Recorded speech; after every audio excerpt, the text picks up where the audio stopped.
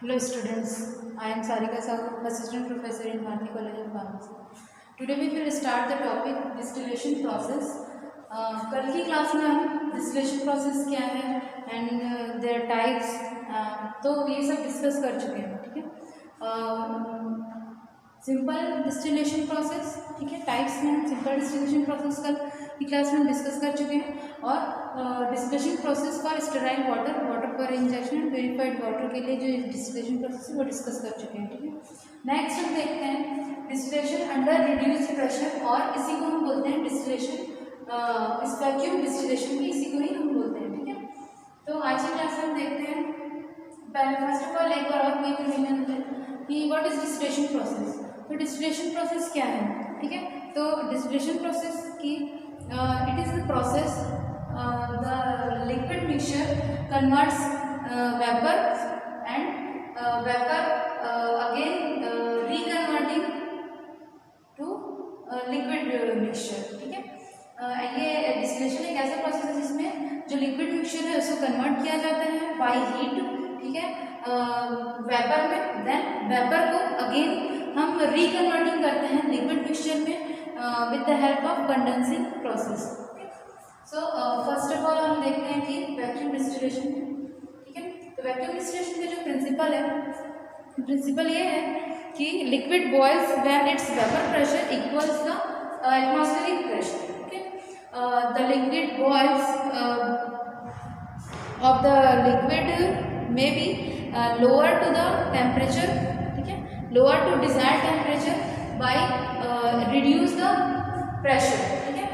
जो मान लीजिए जो भी मिक्सचर है, ठीक है, उसका जो भी बॉइलिंग पॉइंट रहा होगा, ठीक है, तो वैक्यूम डिस्टिलेशन के थ्रू हम उसके बॉइलिंग पॉइंट से और उसको लोअर करके हम इसको वेपर फॉर्म में ला सकते हैं. ठीक है. तो ये इसके पार्ट्स के बारे में जान लेते हैं. इसमें जो राउंड बॉटम फ्लास्क यूज होता है वो 2 नेक राउंड बॉटम फ्लास्क होता है जिसको कि हम बोलते हैं क्लेसन फ्लास्क. ठीक है. इसमें कैपिलरी अटैच होती है. ठीक है. नेक्स्ट जो दूसरा जो नेक है उसमें थर्मामीटर फिट होता है. ठीक है. और फर्स्ट नेक में हम कैपिलरी अटैच करेंगे. नेक्स्ट पार्ट इसका जो कंडेंसर है, ठीक है, कंडेंसर में आउटलेट इनलेट वाटर का रहेगा ये. ठीक है. एंड जो थर्ड पार्ट है इसका इसी में ही जो इसका सेकंड पार्ट है कंडेंसर, इसी में ही वैक्यूम पंप भी अटैच होगा. ठीक है. और इसमें रिसीवर अटैच होगा. ठीक है. थर्ड पार्ट इसका जो रिसीवर है वो अटैच होगा. ठीक है. इसकी सभी इसके जो पार्ट्स हैं इसको आप ध्यान से देखिए. इसमें 3 टाइप्स के, थोड़ा सा इसको ध्यान देने वाली बात ये कि आप वाटर बाथ यहाँ पे हम यूज़ करेंगे. ठीक है. यहाँ पे आपको बर्नर यूज़ नहीं करना है. ठीक है. वाटर बाथ ही यूज़ करना है. इसमें हम ऐसे लिक्विड्स का डिस्टिलेशन कर सकते हैं जो कि एकदम हाई टेम्परेचर पे इनको बॉइलिंग के लिए चाहिए. ठीक है. तो इस मेथड के थ्रू हम जो उनका हाई बॉइलिंग पॉइंट है उसको लोअर डाउन कर सकते हैं. ठीक है. सो नेक्स्ट इसमें हम देखते हैं इसका जो प्रोसेस था. यहाँ पे जो वाटर है वो गर्म होता है. देन गर्म होने के बाद में फिर हीट होता है क्लेसन फ्लास्क में. ठीक है. क्लेसन फ्लास्क में हीट होने के बाद में अगर यहाँ पे अगर बम्पिंग होती है, ठीक है, तो बम्पिंग जो है वो ज़्यादा ना हो. ठीक है. जो बबल्स है वो स्मॉलर ही रहें. ठीक है.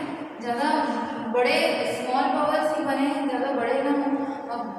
बम्पिंग ज़्यादा ना हो करके इसमें कैपिलरी जो ट्यूब है वो फिट की जाती है. ठीक है. नेक्स्ट थर्मामीटर से हम टेम्परेचर को देखते रहते हैं. जैसे ही यहाँ पे हमारा वेपर जो है वो बनने स्टार्ट होता है. ठीक है. तो इसका जो मेन प्रिंसिपल में हम देखा कि जैसे ही वो अपने वेपर प्रेशर को रीच करता है, ठीक है, इक्वल द वेपर प्रेशर और एटमॉस्फेरिक प्रेशर के जैसे इक्वल होता है, ठीक है, इसमें ऊपर उठने लगते हैं. ठीक है. फिर ये कंडेंसर के थ्रू यहाँ आके रिसीवर में वैक्यूम के थ्रू कलेक्ट हो जाते हैं.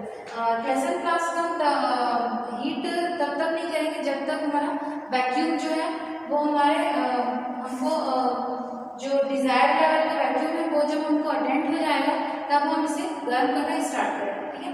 इसमें हम ऐसे लिक्विड्स को लेते हैं जो कंसर्न चाहिए, ठीक है।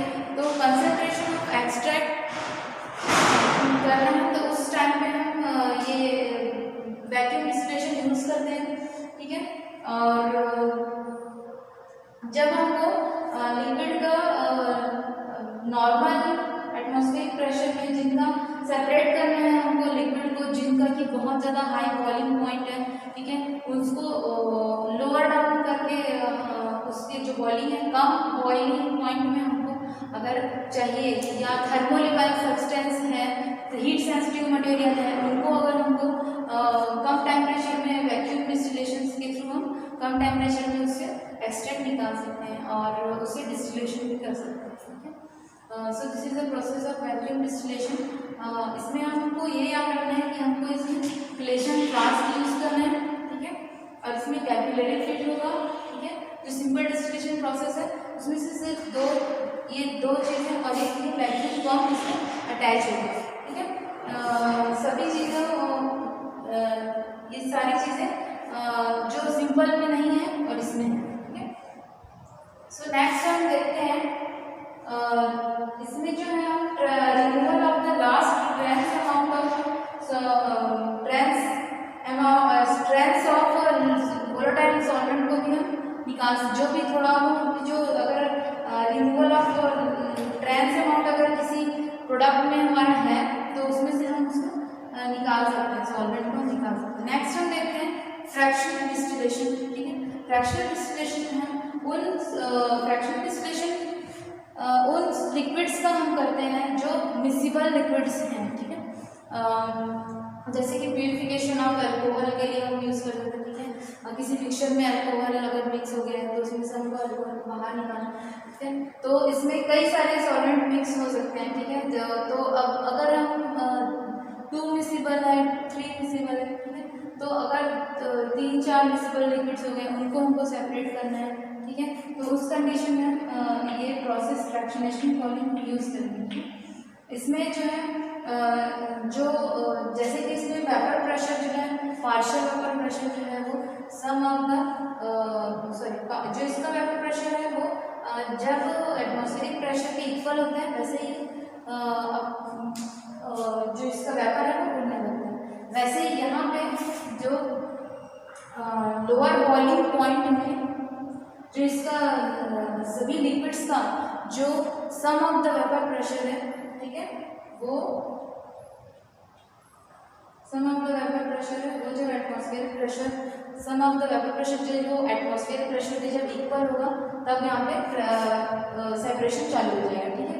तो जैसे ही यहाँ पे जो वेपर है वो ऊपर उठने लगेंगे, ठीक है, तो फ्रैक्शनेटिंग कॉलम में अपने अपने टेम्परेचर के हिसाब से लोअर बॉइलिंग टेम्परेचर के हिसाब से वो धीरे धीरे ऊपर उठने लगेंगे, ठीक है।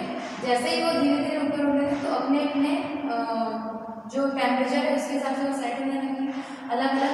देन वो फिर यहाँ से ट्रैवल करते हुए रोटेट होते हुए जो है डिस्टिलेशन के थ्रू वो कंडेंसर में स्टीम के थ्रू स्टीम के बाद में वो रोटेट होते हुए कंडेंसर में वो जो वाटर का इनलेट आउटलेट से, तो जैसे वो जो लिक्विड है जो वेपर है वो कूल होगा थोड़ा सा, ठीक है, टेम्परेचर डाउन, वैसे ही वो कन्वर्ट होगा फिर से लिक्विड मिक्सचर में और यहाँ रिसीवर में वो आके डिस्टिलेट में वो रिसीवर में कलेक्ट होगा।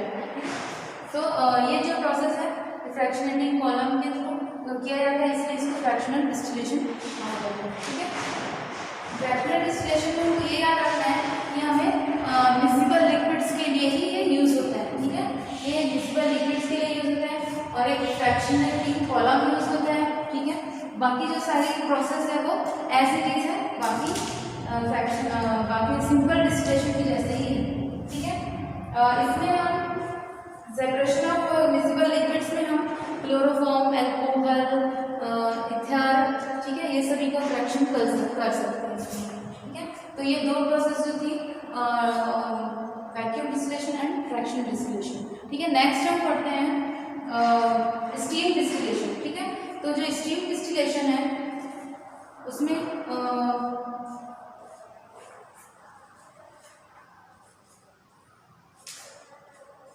स्टीम डिस्टिलेशन प्रोसेस डायग्राम बनाना पड़ेगा।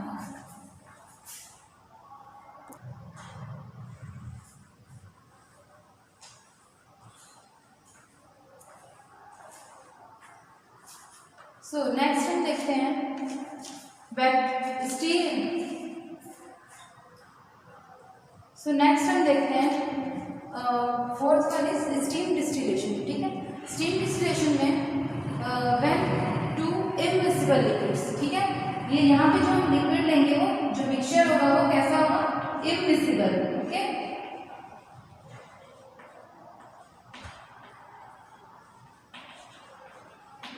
इमिसिबल लिक्विड्स मतलब जो एक दूसरे में बिल्कुल मिक्स ना हो। ठीक है, ठीक है, मिक्स होने के बावजूद उनकी जो आइडेंटिटी है वो बनी रहती है। ठीक है, तो जो टू इमिसिबल लिक्विड्स है, 2 4 जितने भी, ठीक है, when immiscible liquids are heated, ठीक है, हीट होगी, then the sum of the vapour pressure is equal to atmospheric pressure that gets vaporised. Okay, तो इसमें हम ऐसे आप एक एग्जांपल ले सकते हैं, एग्जांपल ले सकते हैं नाइट्रोबेंजीन है, ठीक है, एंड वाटर। ओके, तो वाटर तो कितना होता है, 100 डिग्री सेल्सियस में वाटर जो है वो बॉयल होने स्टार्ट होता है, एंड 160 डिग्री हमको चाहिए इसके लिए नाइट्रोबेंजीन के लिए। ठीक है, नाइट्रोबेंजीन के लिए हमको चाहिए 160 डिग्री। ओके, तो जब हम इस स्टीम डिस्टिलेशन के प्रोसेस के थ्रू करते हैं तो आपको पता ही होगा कि स्टीम में क्या होता है, लेटेंट हीट होता है। ठीक है, तो स्टीम में मोर एनर्जी होता है। ठीक है, और ऐसे सब्सटेंस को हम लेते हैं स्टीम डिस्टिलेशन के थ्रू, हम ऐसे जो केमिकल्स है उनका डिस्टिलेशन करते हैं जो हीट सेंसिटिव तो रहते ही हैं, जो कि डायरेक्ट हम अगर उनको हीट दें तो वो डिकम्पोज हो जाए, डीनेचर्ड हो जाए। ठीक है, तो वैसे हम सॉल्यूशंस के लिए स्टीम डिस्टिलेशन यूज़ करते हैं। तो इसमें क्या होता है कि जो असेंबली है वहाँ पे जो सिंपल डिस्टिलेशन है सेम वैसे ही है, सिर्फ यहाँ पे हमारा स्टीम जैकेट जो है वो स्टीम फ्लास्क जो है वो अलग से ऐड होगा। ठीक है, इसमें क्या करना है हमको, जो हमारा जो इमिसिबल जो लिक्विड्स हैं, ठीक है, तो उनको हम डायरेक्ट हीट नहीं करेंगे, उनको हम जो हमारा वेपर है, ठीक है, स्टीम हम उस मिक्सचर में प्रोवाइड करेंगे। तो स्टीम जाने की वजह से यहाँ पे हम अलग से हम स्टीम हम देते हैं। ठीक है, जब कोई स्टीम इमिसिबल मिक्सचर में जब जाता है तो वो क्या करता है, वेपर प्रेशर क्रिएट करता है। ठीक है, और यहाँ पे हमारा जो सॉल्वेंट है वो सम of the vapour pressure equal to the atmospheric pressure जैसे ही होते हैं, तो मिक्सचर जो है वो वेपराइज होना स्टार्ट होता है। तो जो मिक्सचर हमको चाहिए, तो जैसे ही वो 100 डिग्री सेल्सियस होगा, वो जितने भी वाटर है इसमें से, तो वो अपने आप वहाँ से जो सरफेस है उसको एस्केप करके उड़ना स्टार्ट करते हैं। ठीक है, और कंडेंसर के थ्रू फिर वो रिसीवर में कलेक्ट करेंगे। तो और जो हमारा जो बाकी का लिक्विड है, नाइट्रोबेंजीन है, जो भी, ठीक है, वो हमारे फ्लास्क में रह जाएगा। ठीक है, तो इस प्रोसेस के थ्रू हम अलग अलग सेपरेट कर सकते हैं लिक्विड्स को। ओके, तो ये this is steam distillation process. ठीक है, स्टीम डिस्टिलेशन प्रोसेस में जो इसके एप्लीकेशंस हैं, ठीक है, वोलेटाइल प्रिपरेशन के लिए हम यूज करते हैं। ठीक है, नेक्स्ट है determine the percentage of volatile oil in the preparations. ठीक है, so this is the process of steam distillation. Okay, thank you.